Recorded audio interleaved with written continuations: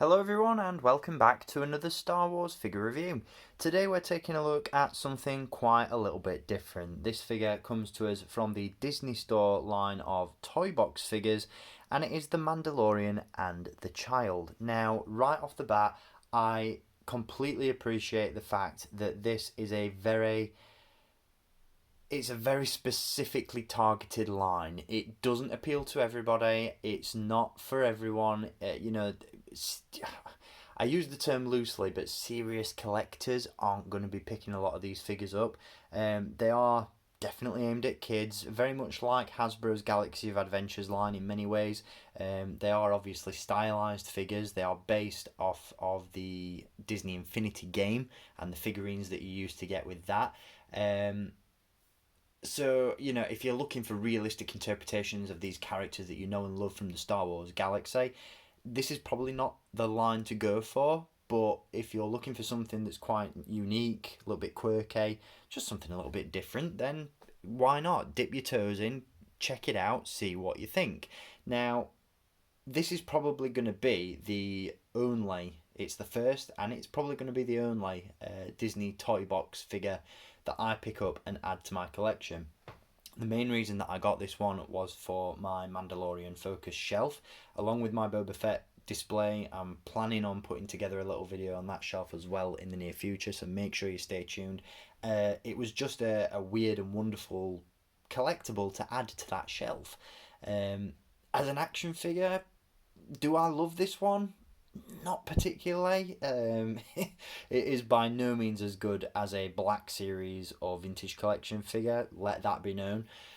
But as something a little bit different, it's fun. It's a fun toy, and I think that's the main takeaway from this one, is the fact that it is just something different. It's fun. It's a toy, and in that sense, you can't critique it as anything but. So, is it for everyone? Is everyone going to like this? Probably not. If you take it on face value for what it is, you'll probably have a lot of fun with this one. So with that in mind, we're going to jump into the review itself, and as always, let's kick things off by taking a look at the packaging he comes in. Now, like the Diamond Select Boba Fett figure that I gave you a look at in a recent review, the packaging for this one is not particularly inspired. It's not boring as such, but there's not a whole lot going on. The Disney Toy Box range covers a ton of different movies and franchises. We've got Marvel Toy Box, Star Wars Toy Box, obviously, and then Disney Toy Box in itself that covers characters from the Disney franchise. So the packaging is pretty much uniformed. These little call outs on the front of the box, I think, tend to differ, but for the most part, packaging for this line is identical throughout. In that sense, it's very minimal and plain in its appearance. You've got the Disney logo, the Toy Box logo, and the name of the character on the front, and then on the reverse side you have other characters available in the Toy Box line. And as you can see, part of this latest wave features the Mandalorian, of course, Darth Vader, who looks a little bit like Batman in certain lights. The light on the top of his helmet makes it look like he's got ears.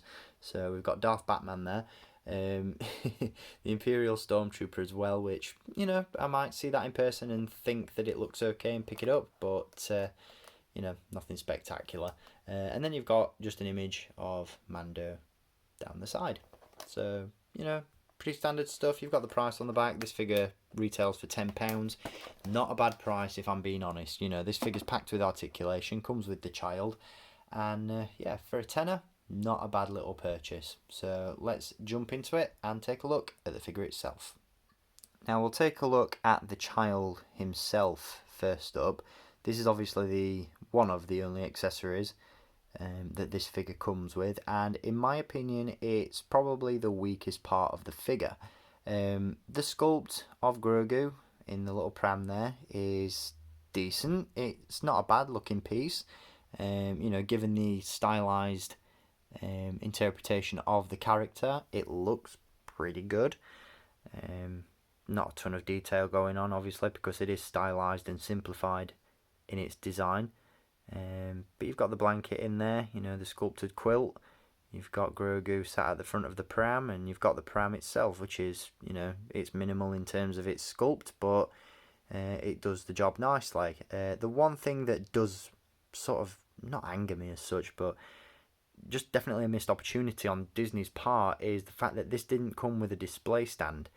As you can see, there's not even a peg hole to attach your own to the bottom of the pram, so if you want to display this on your shelf, you've got to put it on the shelf itself. You can't display it hovering as you would expect, which is a bit of a shame, and definitely lets the overall presentation of the figure down, in my personal opinion. But in terms of sculpt, in terms of overall look, it does the job. You know, it's nothing fancy, but it looks decent. Nearly threw him there, but yeah, decent looking little figure. Obviously, Grogu isn't removable. This is one solid sculpted piece, but as an accompaniment to Mando himself, definitely not bad. There's no articulation in this either. The head doesn't move, so it is what it is. But yeah, there he is, Grogu in the pram. Decent little addition to this figure, just could have been a little bit better. So moving on to the Mandalorian himself, this is a decent effort. For the most part, you know, it keeps within the style of the Disney Toybox and the Disney Infinity theme. You know, you've got these exaggerated proportions, a very stylized look to the character, and in that sense it does the job and is consistent with other figures in the line. There are obviously areas in which this figure could have been improved, and in my opinion it's in the accessories department. He does come, of course, with his blaster pistol, as you can see, but the blaster rifle is absent, which is a bit of a shame. It would have been really nice to have had this guy posed with either both weapons or one or the other. Obviously, in the series, Mando does carry his rifle on his back, but there's no option to do that as there's no rifle included. Now, the other accessory that's not included with the figure is the jetpack. This is something that I definitely think, not necessarily that could have improved the figure, but it certainly would have looked a little bit cooler if he had the jetpack on. I absolutely love the look of Mando when he's wearing the jetpack, so I do miss it on this figure. I think when you've got the Beskar armour, he definitely needs the jetpack to accompany that. So yeah, that's a bit of an issue, a bit of a bummer. But it is what it is, I suppose.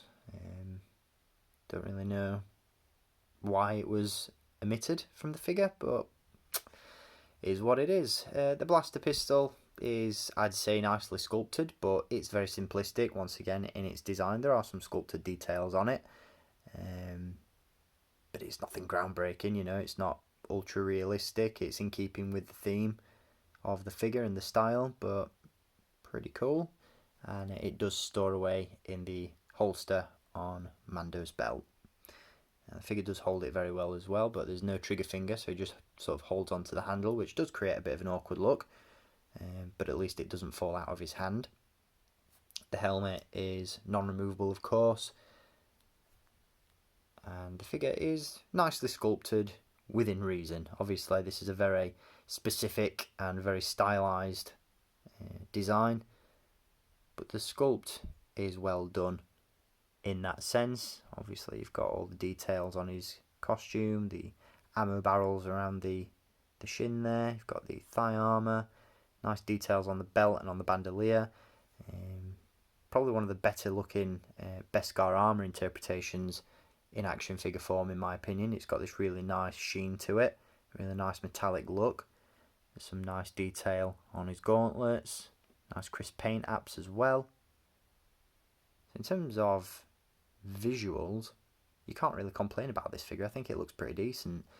One other thing that sort of irks me about this one as well is the Mudhorn signet is missing from his shoulder pad as well, which is a bit of a shame. That would have been nice to have seen, but yeah, it is what it is. You've just got to really take these figures on sort of face value. They are what they are. They're not supposed to be ultra detailed, ultra screen accurate. They're just stylized interpretations of these characters that we've seen on the screen. So, you know, again, if you don't expect too much from these, you won't be disappointed. Articulation isn't bad. That's one thing that this figure has going for it. It's it's not Black Series level of posability or anything like that, but for as I said, a figure that costs £10, which when you look at Black Series and vintage collection figures, you're looking at a lot more. The articulation that's been packed into this one isn't bad at all. Ball joint at the head, nice range of movement going on there. Hinges at the shoulders, obviously slightly hindered by the shoulder pads. We've got hinges at the elbows and at the wrists as well. A swivel at the waist. We have ball joints at the hips. These are a little bit loose on my sample, unfortunately, and I have heard that that can be a widespread issue. Other figures that have been picked up by others in this line have suffered from loose joints, unfortunately. But we also have hinges at the knees as well, and a hinge at the ankle. So, you know, not bad articulation. You can get him in some decent poses. You can have him pointing the rifle one way. You can have him carrying the child. You know, pretty decent figure, to be fair. Again, I understand it's not going to be for everybody. It's not going to appeal to, you know, Black Series and vintage collectors predominantly. But if you're just looking for a unique collectible to add to the collection, it's not a bad one to get. I think it's definitely going to be one of the more popular figures from the Toybox line, given the fact that it is Mando and it is Grogu. But yeah, I find it really hard to review figures like this that aren't accurate, that aren't ultra detailed, because I accept the fact that not everybody's going to like them, but given what they are and based on what they are, it's not bad. So you've really just got to accept this as what it is, which is a stylized, minimally articulated, minimally detailed figure based on the Mandalorian. It is what it is at the end of the day. You're either going to make a choice to pick this one up or you're not. If you're not picking it up, then there's really no reason to hate on it. If you pick it up and you realise you don't like it, well, you let yourself in for that one, didn't you? Because you can see what these figures are in the packaging. You know, they are, again, exaggerated in terms of proportions. They are very, very stylised, but they're something different. So if you are looking for that, then I'd definitely pick one up. But if you can afford not to pick one of these figures up and you don't miss one of these in your collection, I'm not going to encourage you to go out and buy it if you're a Black Series and vintage collector for the most part, because, you know, you're not going to get anything out of this purchase. But again, if you're looking for just an oddity, a unique Mandalorian collectible to add to the collection, look no further than this one. It's not a bad little set. So I hope you've enjoyed this review. I will be back with some more very soon. I just wanted to throw something a little bit different out there, give you guys a look at something a little bit more unusual here on the channel. But I'll be back with more Black Series and vintage collection reviews in the near future, so make sure you stay tuned for those. Until next time, guys, I'd like to thank you for watching, keep collecting, and until next time, may the Force be with you.